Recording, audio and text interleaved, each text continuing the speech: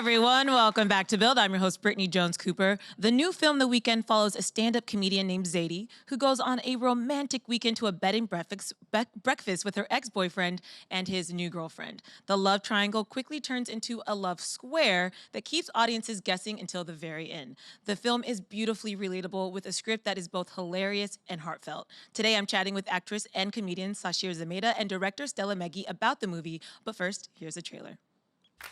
Put your hands together for Sasheer Zamata and Stella Meghi. Hi. How you guys doing?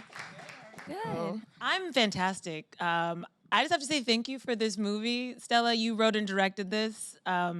And I have to say the way that you're able to bring the contemporary Black female experience to the screen, I haven't experienced that very often in a way that felt so relatable, and I connected to it so much.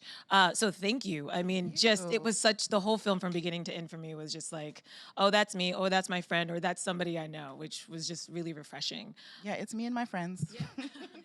So take me back to the beginning. Where did this idea, this script come from? My mom actually runs a bed and breakfast in Canada, so that's where like the setting came from of just what it's like, you know, and where Zadie's mom runs this bed and breakfast. So it's actually definitely ripped from my personal life.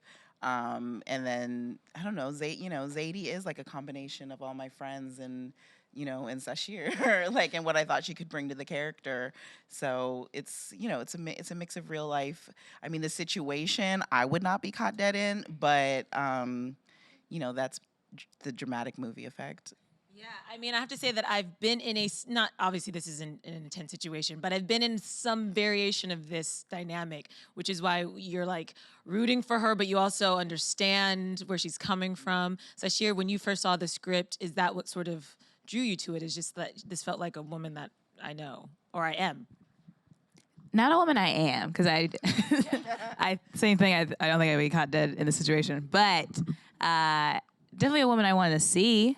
I like seeing flawed characters in stories, and I think Zadie is an interesting character that you're going to be mad at, but that I also want you to root for at the same time. And I think because we see her go through so many ups and downs on her own, and she's making very active choices that may sometimes be wrong, that's fun for the audience, and you can see how human she is, and I hope that people can relate to that. Yeah, and how nuanced she is. I mean, Zadie is somebody who maybe you shouldn't like, because she can be sort of too honest and, kind of... She has no filter. She has zero filter. Yeah. But at the same time, you do love her and you root for her. So what is the balance for you of writing a character like that? I mean, it's like you want the character to be real, and we all are flawed and annoying at times and insecure at times and do the wrong thing. So it's like you want to portray that, but you want to have empathy for your characters and also show why they're this way, and Zadie's just a girl looking for love and trying to get over her ex-boyfriend. So, she's kind of acting out. Yeah. There's an incredible amount of vulnerability with her. So for you, getting to dig into the more dramatic sides of you as an actor and performer, how did that feel for you? Super fun. Yeah. Yeah, I'm usually like the comedic sidekick, and it's nice to be able to show more emotion and range and do more with a character instead of being one-dimensional. It's just nice to show a person be a full person. Yeah. Even if she's like a little messy. Yeah. Which she is. And then everyone is, It's like that is what a person is. You got the good stuff, you also got the messy stuff, and I want to show all that. So how did you guys come together? How did you originally meet? Well, Sasheer, I had her in mind, and like from the start, and she's the first person we kind of sent the script to, and she read it, and we ended up Skyping because she was in Montreal, I think. Yeah. For Just for Laughs, and we just clicked, and that was all she wrote. Yeah. So did you not know each other before this, or you just had her in mind? Yeah, I just had her in mind, and I was like, dope. "What's Sasheer doing? Where is she? What's she up to?" And I was free. I was available. I'm ready. Ready for the projects. Yes, bring them on, please. And the cast, were each of these actors people you had in mind, or how did that come together? Because I have to say, they are all actors who I am a huge fan of. Yeah. And when I saw the trailer, I was so excited Yeah. to see them come together. Yeah, everybody, I got really lucky. Everyone I was thinking about, I just went to and they said yes. Like, I had been following Tone's career for a long time. And when we met, I was like, I feel like you're really this character. And then I felt bad for saying that. He's not. He's not. But She says with slight hesitation. but I was like, he's hilarious. And I knew he like was going to be able to bring some layers to it. And so we met and we really hit it off and he agreed to do it. And DeWanda, you know, it's funny because I met her at one of her very good friends' houses and we just had like a blast at a party. And then I just DM'd her like, what's up? What are you doing in November? And she's like, I don't know, girl, what are we doing? And so she's just a real one. And I think like nobody would expect her to play that role because she's just so strong and like she, you know, so it was nice to play. I like when it's not the person you think who's gonna play it, like, because that could have been a very weak character. And Alon I met through a friend. Like I was a fan of his and she's like, you should cast Alon. And I'm like, what's he up to? And she just like put us on group text. It was a very like lo-fi casting situation where I kind of just, you know, it's nice when you've built a community around you and you can kind of just dip into it and people will come along for the ride. That just reminded me to always check my DMs. Because sometimes I don't, and you I don't mean, know. we were IG friends. Someone could be hiring you. Yeah, I wasn't in her unrequested box, like, but yeah, I just wanted to reach out, and you know, we just clicked. So it's good when you like meet people on a personal level, and you know, and everyone's just trying to build something, and we decided we'd try to build something together on this. And there are so many different dynamics to explore. I almost wish this was a talk back so we could like dig in without giving away spoilers, but we'll try to navigate around them. After the weekend. There you go. That The works. next weekend. But I want to talk about Zadie and Bradford's chemistry because there is this familiar thing and it's so comfortable. So did you know Tone? What did you guys sort of work on to get that banter back and forth? I mean, you're both stand-ups, so did that help? You know, how did you form that? Definitely, yeah. We knew each other before from the stand-up world, and I love performing with other comedians. Like, it does help that he's also a stand-up, so we did have scenes where we were going back and forth and, like, improvising and just playing. So, yeah, it helps when you have someone who's, like, quick as well. And it was just fun to play. And the location plays in so much. It looked like it was like summer camp, kind of. Did it feel like that? Definitely. totally did. Yeah. Yeah. It was just like we were in Malibu and it was just like a beautiful scene to be in and like everyone. Other than the fires. Yeah, there were lots of fires. Yeah. I was in an Airbnb near set and woke up to a fire because I like smelled smoke and then saw smoke. So like an actual close in proximity fire. Yeah. Wow. It was there behind like the an house. evacuation? Yeah, that people were like leaving the Airbnb, and then I saw the owner like slowly putting things in her truck, and I was like, "We gotta go." And she's like, "It's fine." I had my backpack, left my suitcase because I was like, "I don't need my belongings anymore. Let it burn." And she's like, "No, but you can bring your suitcase." And I was like, "Okay." And so I'm like standing in the driveway with my suitcase in my bag, and then one of those water helicopters fly over and drops like black water on the fire and me. And so I was just like, "Oh, okay, this is what's happening." And then the ride taking me to work came and I threw my luggage at him. I was like, "Take me out of here."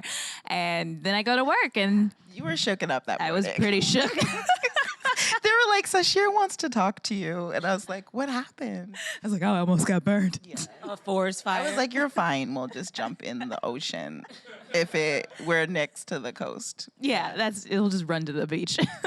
where is that Airbnb? Like, can people stay where you guys shot? I actually heard there was a fire there. Oh, geez. I don't know how it's doing right now. Yeah. Did you do a follow-up? Because it looked super idyllic. It was so beautiful. It's just, actually this producer owns it. And it's just this huge property with all these trails and a few different houses on the property. So we shot in one and that private road that leads up to it. So when we drove up scouting, I was like, this is it. Like I could just tell like as soon as we drove up. Yeah, I loved it because I feel like people are just much more honest in nature for whatever reason. And so I feel like a lot of the drama was built or conversations were had like outside side, and it just, I don't know, it felt like really authentic and lived in. And it's a nice, I mean, it's very flattering to be in nature. I mean, yeah, all this beautiful brown skin in these autumn tones. It's great.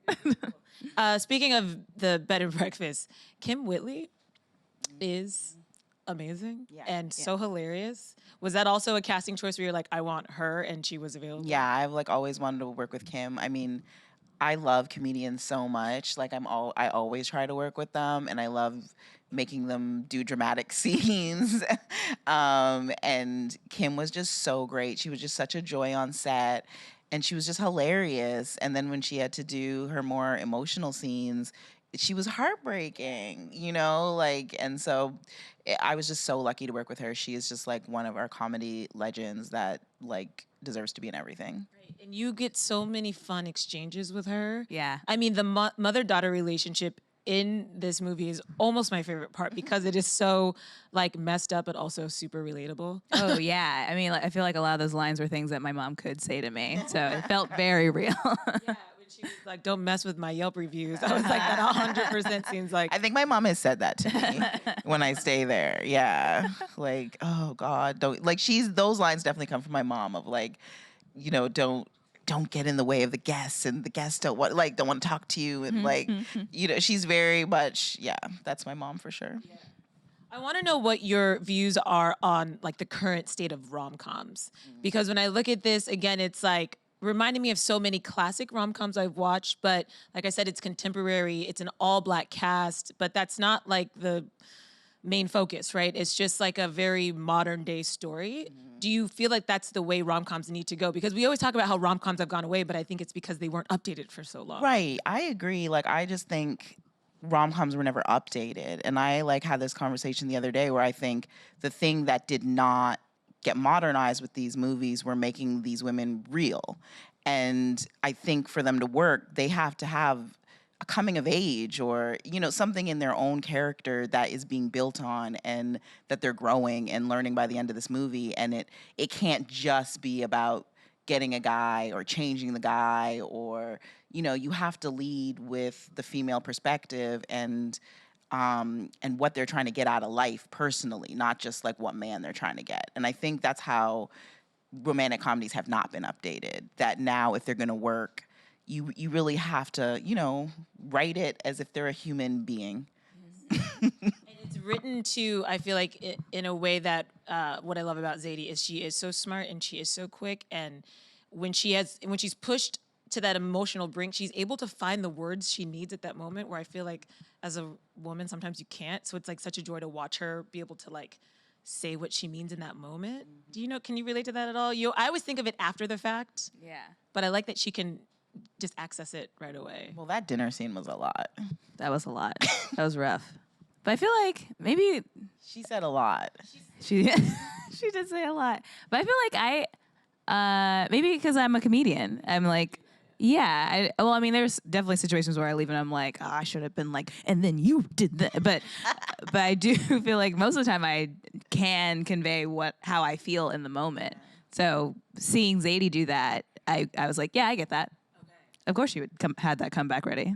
Yeah. See, I thought that the comebacks were so smart. Yeah. And I'm a writer, so I'm like, I'll think of things after, and I'm like, I should have said that. But in the moment, she's able to like take all of her feelings and throw these daggers that are just like. And Sasheer's timing is so great, so it's like you wouldn't see some of the things she's gonna say coming. Like, whole minute could pass, and then I'm just looking at her, and then she's like hits you with something really funny. That's amazing. So what is it that you love so much about the romantic realm with your Black female leads? Because I know you're working on several other movies where they are romantic focused. Yeah. What is it about that genre? I'm just like, I don't know. Yeah, I am romance obsessed. I don't know if in real life that's true, but in the movies it is. Like, I just, you know, I grew up loving Love Jones, loving Nora Ephron, Nancy Meyers, like Spike Lee's romances, you know. So they're just, I think the most fun to explore is like relationships and, you know, how your baggage kind of affects them and, you know, being able to overcome it. It's just something that definitely is reoccurring that I've kind of, you know, carved out a little wedge for myself, but I'm happy there. Yeah, Absolutely. And I mean, even more, there are very few Black directors that are women. And I think specifically like finding your voice in this space has been really exciting for me to watch. And I think a lot of people can thank connect to just having a Black woman being the one behind the camera or the one writing the words. I think you're just connecting a whole new kind of generation of women to things that they weren't originally invited to. Right. Or part Yeah. No, thank you. I mean, I just get a lot of satisfaction from showing Black women specifically in different lights with different layers and looking beautiful in all the variations of skin tone and hair texture and, just making us not so mono. And then, Sasheer, I have to mention your podcast, Oh, yes. Best Friends. Yeah, with my actual With best your friend. actual, okay, Yeah. so how long have you guys been best friends? I've been friends with Nicole Byer for 10 years, and we've been working together that whole time as well. And it's a very rare situation where I think she's the only person I can talk to every single day, and then like still see her. Like we would spend days together in person, and then leave, and then call each other to like recap the day. Yeah, we're pretty obsessed with each other. And we're doing a podcast, which I was like, I don't know, is that gonna be too much time together? But it's still great. What has that experience been like? Because I would imagine it's unfiltered, right? I mean, I've listened to Yeah. you guys talk about everything. Yep. Mhm. So has it been a vulnerable experience? Has it been encouraged? Like, what has it been like being that kind of raw and open? I mean, it's like that's how we talk to each other anyway. So we would be having these conversations like on her couch anyway. We just happened to be recorded at the time. I guess it is nice to be vulnerable, and it's also just nice to reflect on our friendship because people can call in or write in and ask questions about friendship, any kind of friendship questions, and I didn't realize how many people weren't thinking about their best friend or friendship in general. Because like I think a lot of focuses on romantic relationships and not so much a best friendship. And so I like that we're really highlighting this and showing how important it is to our lives, because love is important, is romantically, but also like your friendships and the other relationships you have in your life are huge. So it can like form who you are. I mean, we've kind of grown up together from our 20s to 30s. So like we've seen a lot in our lives, and I feel like we've also helped each other become who we are. I was gonna say, I would imagine in your industry that just means so much more because there's so few. Just to have somebody who has like the same touchstones. Oh yeah, game changer. Yeah, we've done like the exact same thing for most of our career. I mean, we like would go to the same commercial auditions and like the same like movie auditions, and then like get lunch, and then go do improv together, and then go get dinner, and like. So you're married. We are married. Yes, That's like she's my work wife. That's yeah. a committed relationship. Right Yeah, there. I mean, like the most I have. I love the podcast. It is so funny. Thank you. And I just love hearing, I can tell you're actually friends because one of my favorite things is when she just has that laugh and goes off and says something ridiculous and you're like, you want to try that again? And you're like, oh, they're Yeah. actually friends. Yeah. We are each other's foil. Like she'll just like, fly off into the ether, and I'm like, can you come back down to earth where the rest of us are? Have you found similar community with other female directors? Yeah, for sure. I think it is. And I mean, I probably had coffee with 2 different directors last week. It's there are so few of us and we're growing, but like, it's important to me to be able to like have that community so you can call someone and be like, this is happening, what should I do? Or I'm up for this, what should I, like, that kind of community just helps you grow, and it helps me, it helps other people coming up under me. And yeah, so the writers and directors and agents that I kind of have formed bonds with, we're just all trying to break the ceiling, and it's easier to do it together. I totally see that. I mean, in so many spaces, I guess women are like forced to compete, And I love like seeing a podcast that focuses on friendship and hearing you talk about that. That's so encouraging, and I think it's such an important thing for people to hear. Like, I can be at the top, but I want my friends with me because it's not as much fun if you're alone, basically. Absolutely. Like, also, there just is more room, thankfully, and we can make room. We can make more spaces. We can make more tables for our friends to sit at. And I think the idea that there's only like room for one is I think it's played out. I think we don't have to do that anymore. And I also love being around other Black women. So I'm like, please, The more the merrier. Get over here. Yeah. Slip into my DM. Yeah. Offer me Let's a work role. together. Let's Yeah. do this. That's going to be my favorite story of the day. Like, legit. Well, before we get out of here, we do have a couple of questions. Who do we have first? Good afternoon, Hi. and congratulations on the weekend. Thank you. Sasheer, you did a film a few years back called Slight, Yes. which was nice to see you in a dramatic role. Thanks. A, do you think there's more stories to Slight? And B, when will we be seeing you in more dramatic roles? Is more stories to Slate? Is there more? Do you think there's? Oh, like is there gonna be Slate 2 or something? Oh yeah, I didn't. Even want to, slighter? I didn't want to. I didn't want to say sequel, The but slightest? you know. Yeah. Yeah. I don't know. I'm not sure. J.D. Dillard, great director, was in charge of that. I'm not sure what his plans are with the story, if there's going to be more or not. It'd be nice. I think it'd be fun. I think, yeah, it kind of ended on a cliffhanger where there was a possibility of like magic, but who knows? And yes, there will be more dramatic things for me. I want to do all kinds of things. I shot like a kind of thriller thing earlier this year, and I don't know when that's coming out, but sometime. But yeah, I would like to do more dramatic things. I want to keep doing more comedy. I want to do more romantic things. I just want to do it all. So yeah. Thank you. A thriller. Yeah. Did you have to scream? I had to scream so much. Did you practice the scream? I'm actually just like naturally a good screamer, so I didn't really have to practice that much. That's strange. I've been told I'm a really good screamer. Next question. So y'all sort of touched on this, but I love Best Friends. It's so consistently funny and just cozy and sweet. Thank you. you. I was wondering, since it's kind of so easy with careers in the entertainment industry, with creatives to kind of drift apart, not as much emotionally, but just in the time you see each other. What advice would you give in regards to kind of maintaining that sort of authentic relationship?